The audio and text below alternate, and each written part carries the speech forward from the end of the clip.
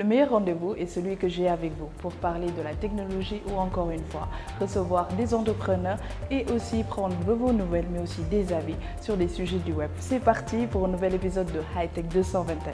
Avant l'achat, l'un de nos premiers réflexes, c'est la recherche sur Internet. Du coup, plus votre site est référencé, mieux vous aurez la chance de vendre. On a trouvé la solution pour toutes les personnes qui voudraient avoir un site web, ChailyUp. Il vous accompagne non seulement à la création, mais aussi au référencement pour que votre site soit au top des moteurs de recherche.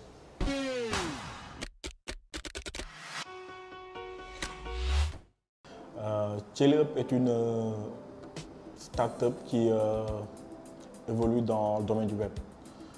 Chaily signifie aigle en français. Nous partageons les mêmes caractéristiques de cet oiseau qui a une vision 360 degrés et qui ne lâche pas sa proie. Pour dire aussi que nous ne lâchons pas les objectifs de nos clients. L'aigle ne se nourrit pas de choses mortes. Pour dire aussi que Internet aujourd'hui est en pleine évolution et nous aidons nos clients à optimiser leurs services avec les meilleures stratégies.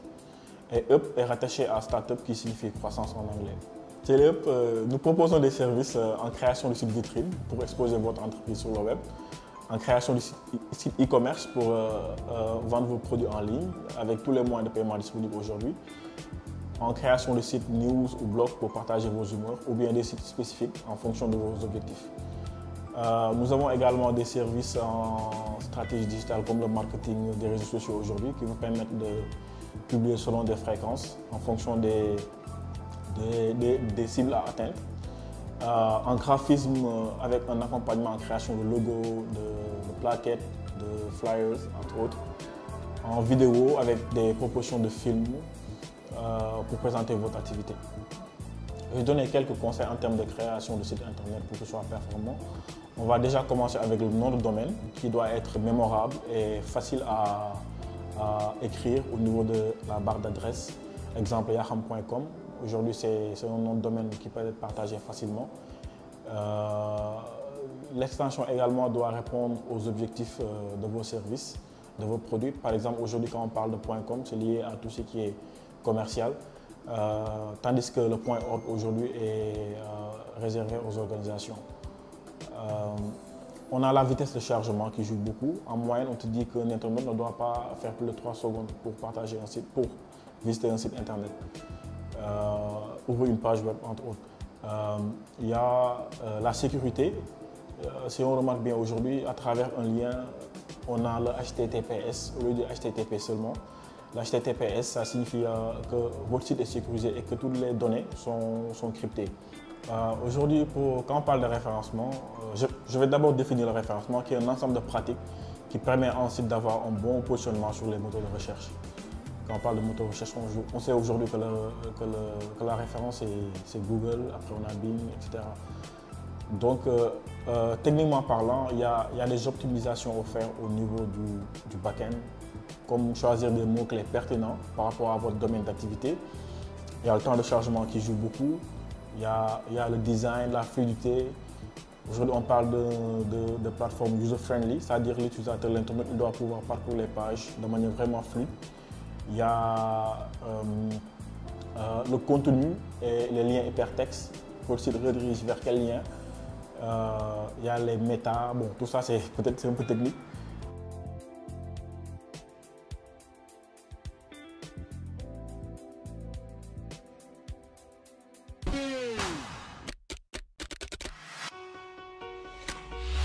Après recherche sur le web, on passe à l'achat et voilà Chrissy Beauty, c'est un nouveau e-shopping où vous pouvez tout simplement acheter des vêtements mais aussi des accessoires. Je vous laisse découvrir Christine, la fondatrice. Quant à moi, je vais me chercher quelque chose à acheter.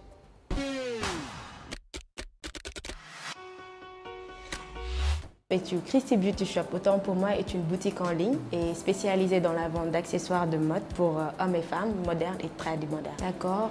Pour les produits, il y a pas mal d'accessoires que vous pouvez trouver chez Chrissy Beauty, comme par exemple nous vendons des montres, des bracelets, des boucles d'oreilles, colliers, lunettes, pour les hommes des chemises, des Lacoste, des ceintures, lunettes, sacs, tout ce que vous voulez. Je suis plus active sur Instagram, sur Facebook aussi, WhatsApp, j'utilise aussi Snapchat et TikTok. La plupart, je fais des vidéos, je fais des photos, ça dépend de mes humeurs. Des fois, je peux prendre des photos des produits directement ou bien je mets des boucles d'oreilles, je me prends en vidéo. Ensuite, je les poste. Bon, c'est pas du tout compliqué. Moi, d'abord, je rassure le client parce que c'est pas évident de voir un produit sur les réseaux sociaux et directement l'acheter. Pour éviter de se sentir berné. Donc moi, d'abord, si c'est une femme, pourquoi pas, je peux porter les boucles d'oreilles, lui envoyer la photo. Si elle est satisfaite, on va avec le livreur. Donc arrivée aussi, elle a la possibilité de vérifier le produit. Si elle est satisfaite, ça se passe comme ça d'habitude. Et aussi, je fais le suivi. Donc peut-être, je ne sais pas, si c'est une cliente fidèle, il peut m'arriver par exemple de faire le suivi après peut-être 3 mois après l'achat, 5 mois, 1 an, ça dépend, pour voir si le produit n'a pas changé de couleur. Parce que nous, comme vous le savez, nos bijoux ne sont pas de l'or. Donc c'est tout à fait normal que nous posons des questions aux clients pour voir s'ils sont toujours satisfaits.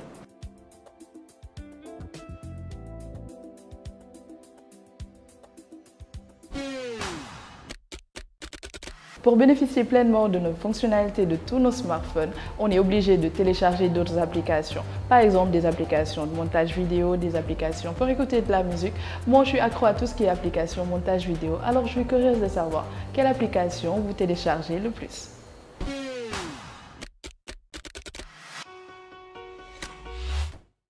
Hormis les réseaux sociaux, je télécharge les applications de divertissement, y compris Wattpad. C'est ça. Et les applications de musique aussi. Hormis les réseaux sociaux, sont exemple la musique. Alors, il y a tellement de panoplies d'applications. Je pourrais dire que je télécharge plus des applications sur la musique, le contenu musical et sur le contenu vidéo, entre guillemets. C'est un peu ça. Comme Wattpad, genre, et les applications de musique comme Boomplay, ça nous arrange beaucoup. Est-ce que vous avez une préférence sur des types d'applications? Surtout sur les applications sur les montages vidéo. C'est plus pratique et, comment dirais-je, prisé par la population au Sénégal. Pour la musique, je dirais Amerigo. Pour les montages vidéo, je dirais Viva Video. Ouais, je crois, ouais, je vois des Viva Video. Je l'utilise pour les montages de vidéos et tout ça. Voilà. Les deux à la fois. Juste pour animer mes vidéos comme exemple TikTok et faire des collages avec mes photos. Hormis les réseaux sociaux, les applications les plus téléchargées sont les applications de divertissement, dans la musique, jeux vidéo et lecture. Là où les réseaux sociaux sont au top pour créer du contenu aussi, beaucoup d'utilisateurs téléchargent des applications d'éditing de photos et vidéos. Connaissez-vous des applications créées par des Sénégalais? Je pense que j'en connais un, Yobouma. C'est une application de transport. Non, pas encore. Alors, j'en ai entendu parler de plusieurs applications, mais de nom, j'oublie un peu. Mais il y en a tellement. Vraiment, je souhaite les saluer vraiment pour leur créativité, car c'est vraiment très bien en fait, c'est très bien. Ouais, surtout les entreprises qui viennent de démarrer avec Yobente Express, genre, il y a des applications sénégalaises. Il existe plusieurs applications sénégalaises dans le divertissement, mais surtout dans l'éducation et les prestations de services en transport et livraison. Plusieurs pays utilisent leur propre réseau social. Pensez-vous que ce soit possible au Sénégal? Disons pour, comment dirais-je, l'accessibilité au réseau social, l'accessibilité par exemple à Internet de plusieurs Africains aujourd'hui. Le Sénégal est un pays ouvert au fait. Et je trouve que c'est possible pour tout le monde, même au Sénégal. Quand ça a déjà commencé, et voilà, ça va se propager jusqu'à... Bien sûr, on a l'intelligence, on a les matériels, alors je pense bien qu'on peut le faire. Ouais, pourquoi pas? C'est de l'intelligence et les Sénégalais ont de l'intelligence. Les applications sénégalaises peuvent concurrencer avec les applications étrangères et c'est très important cela. Bien sûr que oui. Avec le développement de la technologie, le Sénégal fera partie, Inch'Allah, parce que le Sénégal fait partie des pays exemplaires aussi au bas monde de l'Afrique. Les applications permettent à notre smartphone d'être plus fonctionnel et nous facilitent ainsi notre quotidien, surtout les applications que l'on nomme utiles.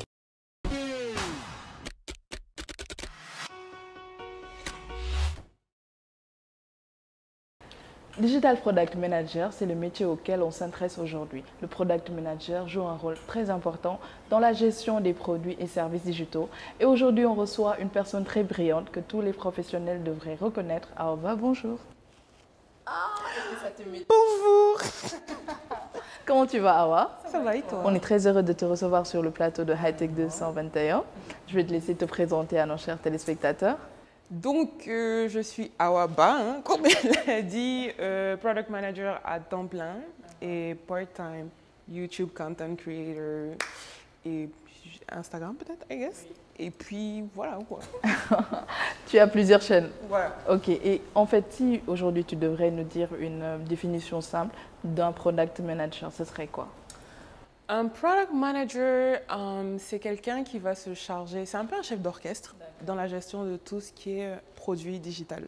Alors, produit en général de base, c'est lié à tout ce qui est marketing, mais là pour le coup, ça va vraiment être lié à tout ce qui est, ça peut être une application web, ça peut être un site web, ça peut être une application software as a service. Bon, c'est un terme un peu plus technique, mais du coup, par exemple, ça peut être créer ton application Instagram, par exemple. Et du coup, il va s'assurer de...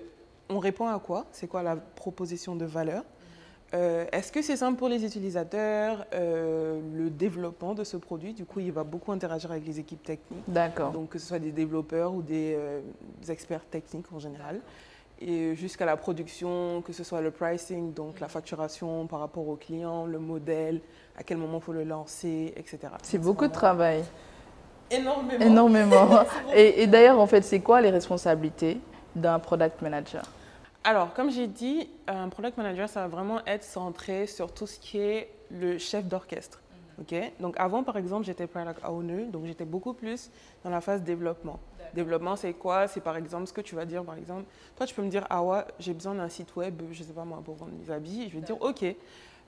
Donc ensuite, au niveau de moi, ça va être plutôt une recherche. Ok, à quoi Awa, elle essaie vraiment de répondre par rapport à ses clients? C'est quoi le besoin? Qu'est-ce que vraiment on essaie de solve? Et ensuite, une fois que ça c'est fait, c'est ok, de quelle façon on va rendre ça simple pour l'utilisateur et surtout le rendre indispensable, je dirais. Et enfin, bah, du coup, tu vas avoir la partie technique, on va dire, ok, les allers-retours, est-ce que c'est bon, c'est pas bon, comment c'est fait, etc., comment je le veux.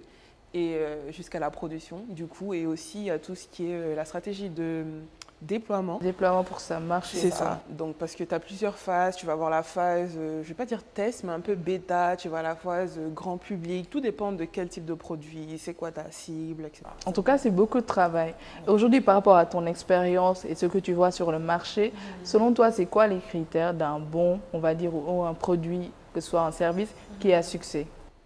Donc, comme j'ai dit tout à l'heure, il y a beaucoup la proposition de valeur. Est-ce que déjà, c'est quelque chose d'utile? Deuxièmement, est-ce que c'est quelque chose de simple à comprendre? Parce que tu peux résoudre un problème, mais si ce n'est pas simple à comprendre, tes utilisateurs, à coup sûr... Il y a plusieurs applications qu'on a perdues comme ça parce que c'était compliqué d'usage. Exactement. Et justement, pour revenir, il y a le user experience, donc l'expérience utilisateur, qui est quelque chose pas encore très développé, mais en termes de produit, c'est quelque chose de super important. C'est-à-dire que c'est vraiment l'utilisateur, le principal...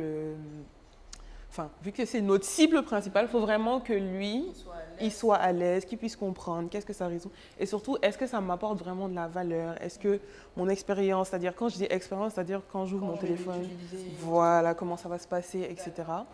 Et enfin, est-ce que c'est quelque chose de scalable? Scalable dans le sens où, est-ce que c'est quelque chose qui, si par exemple j'augmente mon nombre d'utilisateurs, est-ce qu'il va me coûter plus? Est-ce que la valeur va être la même, etc. Il y a plusieurs petits paramètres à prendre en compte. Et tu parlais que tu étais aussi Product Owner. C'est quoi la différence? Parce que les gens, en fait, ils ont du mal à comprendre un Product Manager et un Product Owner.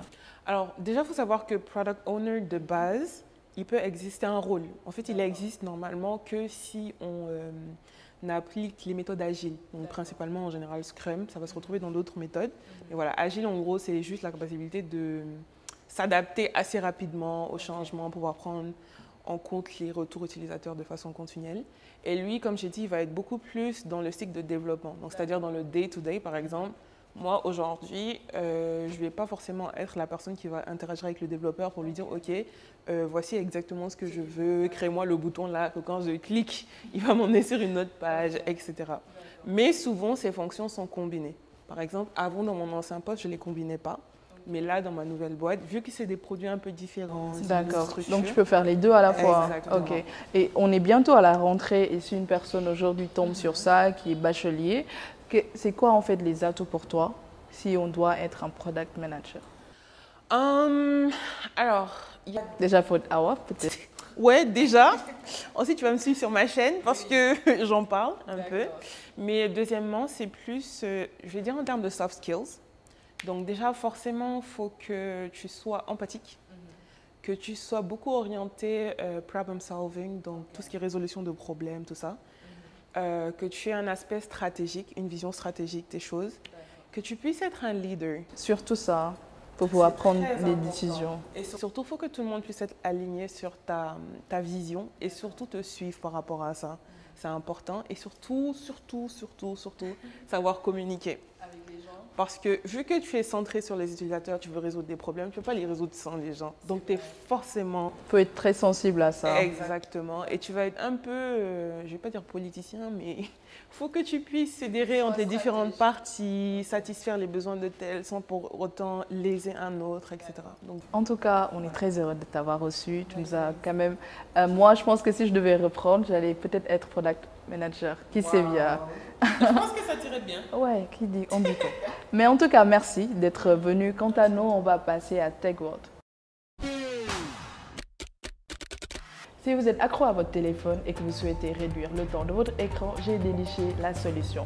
Keepinbox vous permet tout simplement, à travers sa box, d'installer votre smartphone et de mettre un minuteur et il sera bloqué le temps voulu.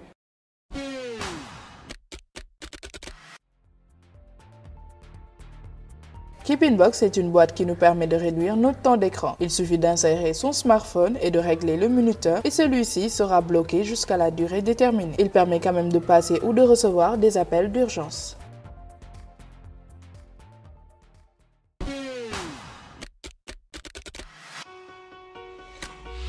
Pour les personnes qui aiment se démarquer, qui ont un style très affirmé, j'ai trouvé un nouvel accessoire qui va vous plaire. GayPod sont des écouteurs sans fil qui sont personnalisables grâce à une application.